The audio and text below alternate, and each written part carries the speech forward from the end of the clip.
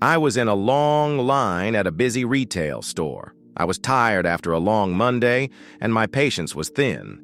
The cashier, a young man who couldn't have been more than 20, was clearly new and struggling. He fumbled with the scanner. He was slow with the change, and the line was getting longer. Suddenly, a man in front of me, dressed in an expensive suit, lost his temper. "Are you serious?" he shouted at the cashier. "Is this your first day on the planet? Can you be any slower? Some of us have important things to do." He berated the young man relentlessly.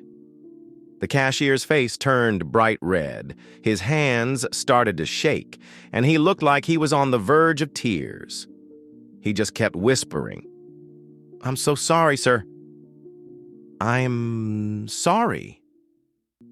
I felt bad for the kid, but I also felt a part of me agreeing with the angry man's frustration. After the man finally paid and stormed off, it was my turn. The cashier was still visibly shaken.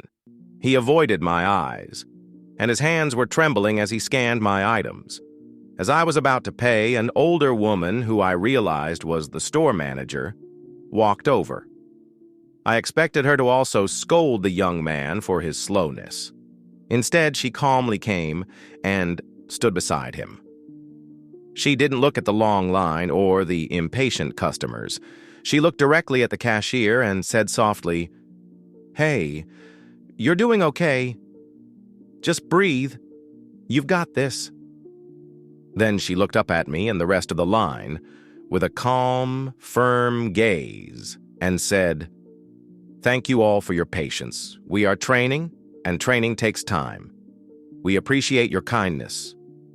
She gave the young man's shoulder a gentle squeeze and walked away.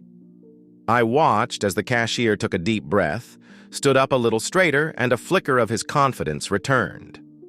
The manager hadn't berated him or made excuses. She had stood with him. She had absorbed the anger and given him back his dignity. I realized then that true strength isn't shown by shouting at someone's mistake. It's shown by having the grace to stand with them while they learn.